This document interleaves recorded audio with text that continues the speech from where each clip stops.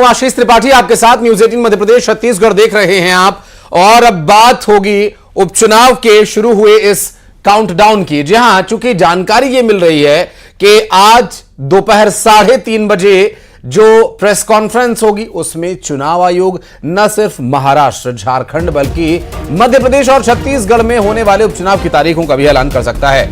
आपको बता दें कि मध्य प्रदेश के और छत्तीसगढ़ के कुछ विधानसभा सीटों पर उपचुनाव होने हैं।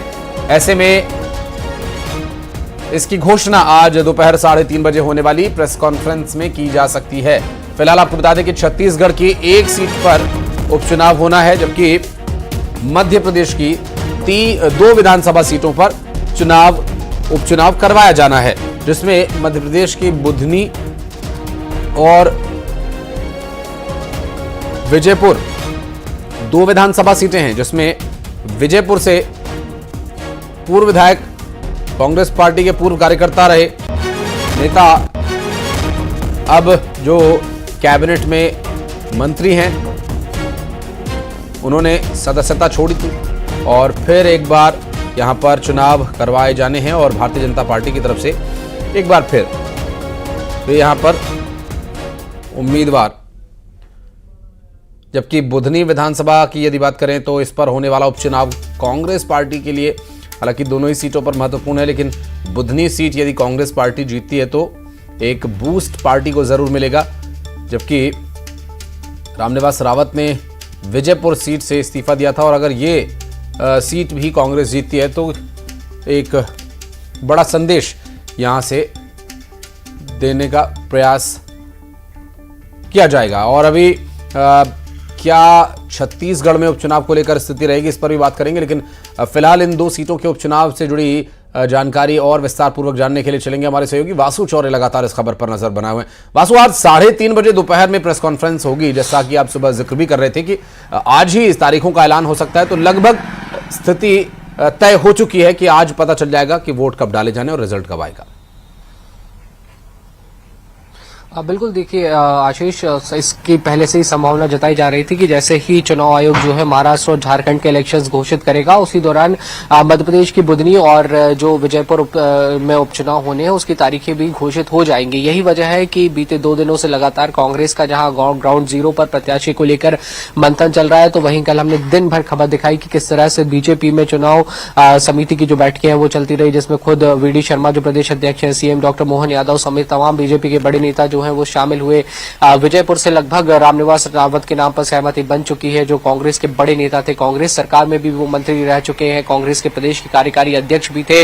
लोकसभा चुनाव के पहले वो अपनी कांग्रेस पार्टी की संस्था छोड़कर बीजेपी में शामिल हो गए थे और उनका नाम वहां पर तय कर दिया गया है। मौजूदा समय में वो वन मंत्री भी है, महत्वपूर्ण जिम्मेदारी कैबिनेट में उनके पास है। बुधनी को लेकर 3-4 नाम बीजेपी के पास है, जिसमें शिवराज सिंह चौहान के बेटे कार्तिकेय, विदिशा के पूर्व सांसद रमाकांत भार्गव और जो वहां के पूर्व विधायक थे उनका नाम सामने आ रहा है। हालांकि कांग्रेस जो है वो अभी भी मशक्कत कर रही है कि इन दोनों सीटों पर, क्योंकि विजयपुर में जब तक रामनिवास रावत थे उनके पास एक बड़ा चेहरा था, पिछला चुनाव 2023 का वो कांग्रेस की सीट पर वहां से जीते भी थे कांग्रेस की टिकट पर।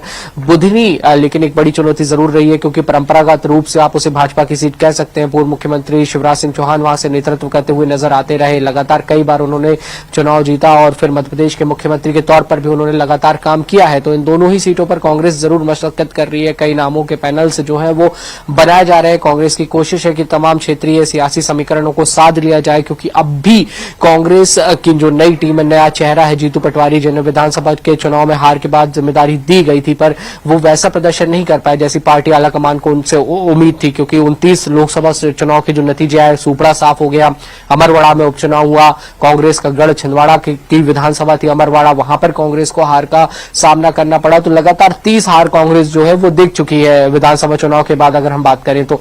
लेकिन अब ये जो 2 उपचुनाव है, कांग्रेस इनमें कहीं ना कहीं संजीवनी तलाश रही है कि इनमें अगर कुछ बेहतर हो पाता है तो कांग्रेस के कार्यकर्ताओं का मोरल भी बढ़ेगा और आने वाले समय में कांग्रेस जो है वो और भी ज्यादा तेजी से अपने तमाम अभियान और जो कोशिशें हैं वो जारी रख सकेगी। वहीं बीजेपी की ये जरूर कोशिश होगी कि विधानसभा के चुनाव के बाद लोकसभा का चुनाव और फिर अमरवाड़ा का उपचुनाव, जो एक जीत का लंबा सिलसिला चलता हुआ आ रहा है, उसमें और भी ज्यादा बेहतर किया जाए और 2 और सीटों को जोड़ लिया जाए, चाहे वो बुधनी हो या विजयपुर हो। हो। आप भी कह रहे थे कि जिस तरह से एक ट्रेंड रहा है कि उपचुनावों में जो सत्तारूढ़ दल होता है उसको काफी फायदा मिलता है और अधिकतर उपचुनावों में सत्तारूढ़ पार्टी की ही जीत होती है, तो ये सारे प्लस पॉइंट्स बीजेपी के पास हैं। लेकिन कई बार हमने देखा है कि ऐसे ही उलटफेर भी होते हैं। बहरहाल आज ये तय हो सकता है आशीष की चुनाव कितनी तारीख को होंगे और अब से लेकर चुनावों तक दोनों ही पार्टियों को तैयारी करने के लिए कितना समय मिलता है और कैंडिडेट का नाम फाइनल करने के लिए कितना समय मिलता है। संभवतः 3:30 बजे तक का ये इंतजार और उसके बाद मध्य प्रदेश में उपचुनाव की जो तस्वीर है वो साफ हो सकती है। जी,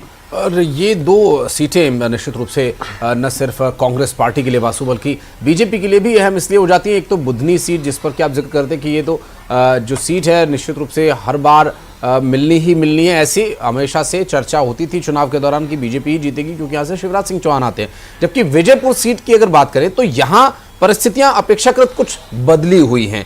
एक शख्स जो इस वक्त कैबिनेट का मंत्री है, जो पूर्व में कांग्रेस पार्टी का नेता रह चुका है और अब उसका चुनाव जीतना यहां से इसलिए भी जरूरी है क्योंकि उन्हें सरकार का हिस्सा रहना है। वासु, ऐसे में जो अमूमन बड़े नेता जो हमने देखा इतिहास में और जो चुनावों में बीते, अमूमन 2 सीटों पर वो चुनाव लड़ते हैं क्योंकि विजयपुर में चर्चा ये भी चली थी, बीजेपी की कार्यकर्ता हालांकि इस बात को नकारते रहे, कांग्रेस के कार्यकर्ता इस पर चर्चा ये करते थे कि ये सीट अब बीजेपी के खाते में नहीं जाएगी क्योंकि रामनिवास रावत के खिलाफ लोगों ने अब वोट करने का मन बना लिया। कारण उसका ये कि उन्होंने पहले बीजेपी के खिलाफ चुनाव लड़ा, अब वो बीजेपी के साथ जा रहे हैं, इसलिए जनता उनके साथ नहीं। इस तरह की चर्चाएं भी ग्राउंड पर हो रही हैं।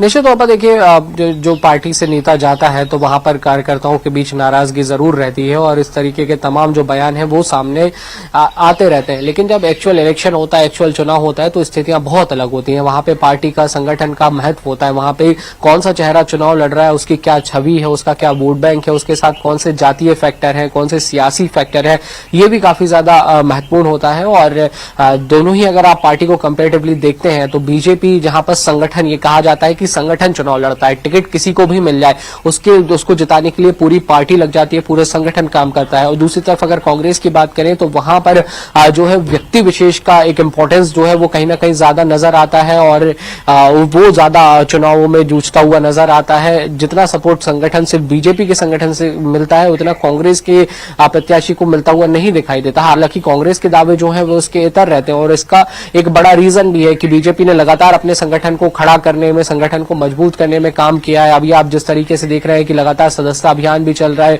रिकॉर्ड सदस्यता बनाने का बीजेपी दावा जरूर करती हुई आती है और लगातार संगठनात्मक जो कार्यक्रम है वो चलते रहते हैं। दूसरी तरफ कांग्रेस देखिए तो लंबे समय से विपक्ष में बैठी हुई है। विपक्ष में रहने के बावजूद कांग्रेस ने कोशिश जरूर ये की है कि हम लोग लगातार जनता के मुद्दों को उठाते रहे। प्रदेश में कुछ बड़े आंदोलन, धरने प्रदर्शन और अभियान भी नजर आए। लेकिन हैरानी की बात यह है कि विधानसभा चुनाव के बाद जब नए प्रदेश अध्यक्ष बनते हैं, नए प्रदेश अध्यक्ष बने 10 महीने हो जाते हैं, उसके बाद कांग्रेस की कार्यकारिणी भी जो है वो नहीं आ पाती है। तो इससे कहीं ना कहीं सवाल खड़े होते हैं कि जब कांग्रेस के पास अभी फिलहाल प्रदेश की कार्यकारिणी घोषित नहीं हुई है तो चुनाव में कितना प्रभावी प्रदर्शन कांग्रेस कर पाएगी। तमाम आरोप जो है वो बीजेपी की ओर से लगाए जाते हैं। आगे परिस्थितियां क्या रहती हैं उस पर भी डिटेल्स हम आपसे लेते रहेंगे। बहुत बहुत शुक्रिया फिलहाल आपका इस पूरे मामले पर जानकारी हमारे दर्शकों तक पहुंचाने के लिए। और ये उपचुनाव को लेकर जो भी परिस्थितियां बन रही इस पर लगातार रहेगी हमारी नजर। और चूंकि मध्य प्रदेश और छत्तीसगढ़ दोनों ही राज्यों में उपचुनाव होने हैं, बढ़ते हैं आगे। अब नजर डालेंगे फटाफट अंदाज में खबरों पर। शुरुआत करते हैं सुपरफास्ट